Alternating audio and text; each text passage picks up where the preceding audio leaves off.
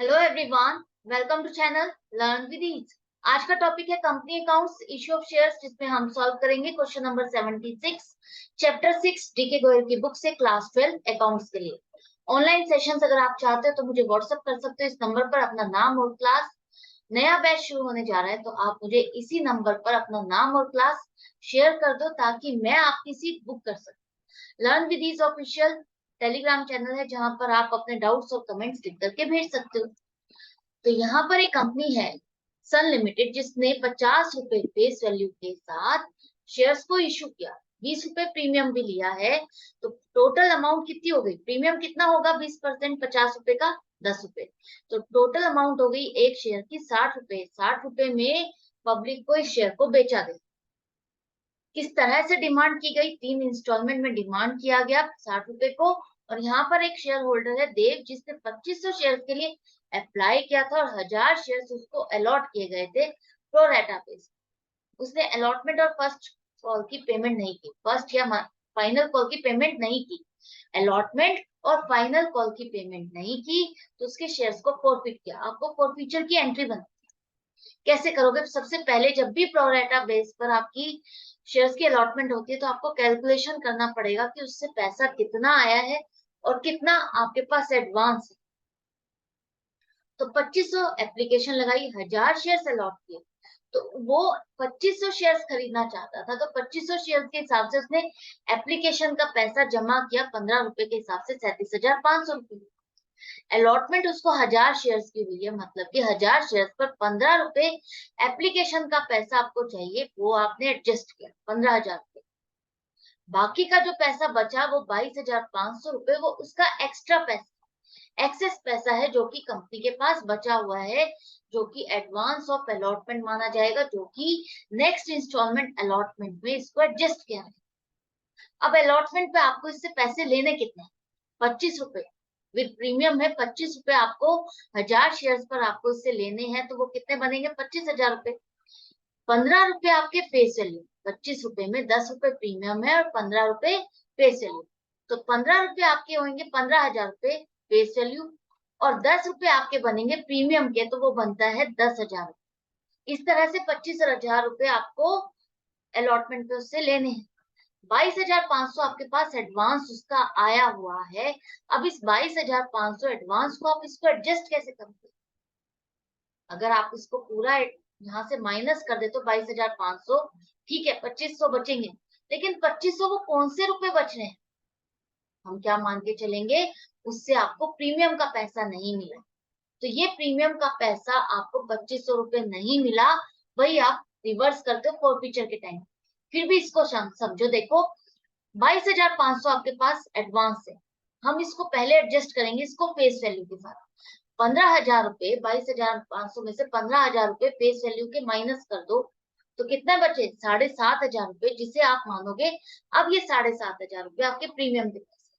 तो जब भी आपके पास एडवांस का पैसा है, आप पहले उसको इंस्टॉलमेंट जो भी आपकी ड्यू है, जिसमें आप एडजस्ट करने वाले हो, उसकी फेस वैल्यू देखो। उसमें फेस वैल्यू की कितनी अमाउंट? 15,000 रुपए फेस वैल्यू एडजस्ट करोगे। पूरा का पूरा एडजस्ट करने के बाद जो पैसा बचेगा उसे आप प्रीमियम का पैसे मानोगे और उसको एडजस्ट करोगे।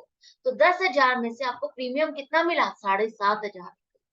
तो 22,500 रुपए आपके पास एडवांस आ गया। बाकी 25,000 में से कितने रुपए उससे आपको नहीं मिले? 2500 रुपए नहीं मिले। और ये 2500 रुपए बैलेंस किसका बचता है?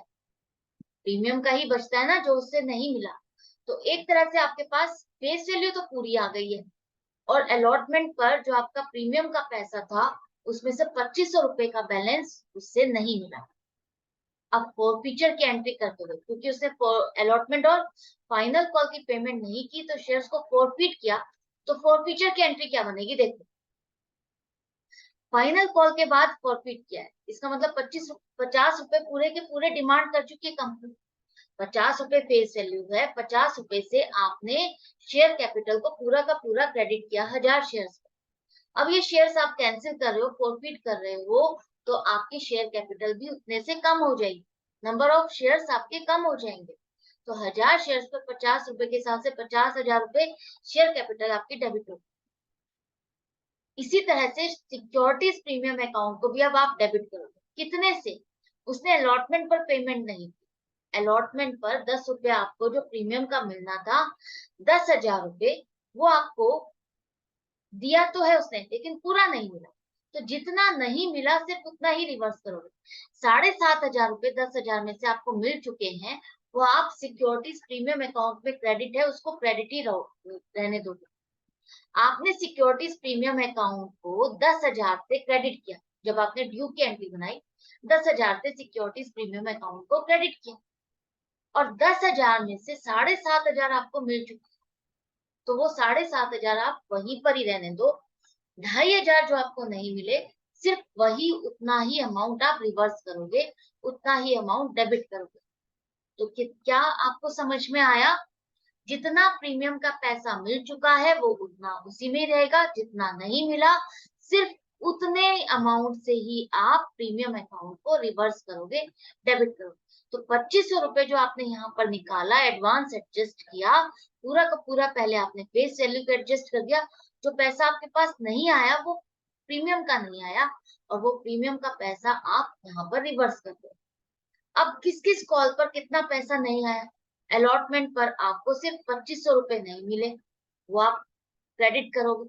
फर्स्ट कॉल पे पूरा आपको पैसा नहीं मिला, 20,000 रुपए 1,000 शेयर पर, तो 20,000 रुपए आपने क्रेडिट कर दिया। और फॉरफिटेड अमाउंट कितनी बनेगी आपकी? जो अमाउंट आपके पास यहाँ पर आ चुकी है वो कितनी अमाउंट है, जो कि कंपनी उसका रिफंड नहीं करने वाली। तो फॉरफिटेड शेयर अकाउंट में आप सिर्फ फेस वैल्यू देखो कि फेस वैल्यू वाला पैसा कितना है इसका।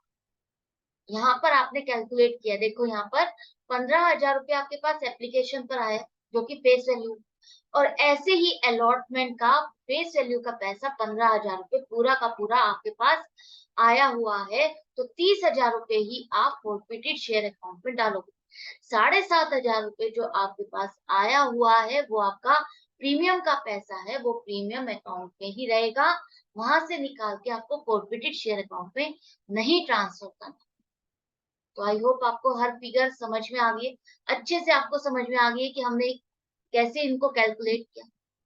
नहीं समझ में आया है तो डाउट और कंफ्यूजन के लिए कमेंट सेक्शन है, जहां पर आप लिख करके पूछ सकते हो। मैं मिलूंगी आपसे नेक्स्ट वीडियो में नेक्स्ट क्वेश्चन के साथ, लेकिन आपको अपनी प्रैक्टिस जारी रखनी। Goodbye and take care.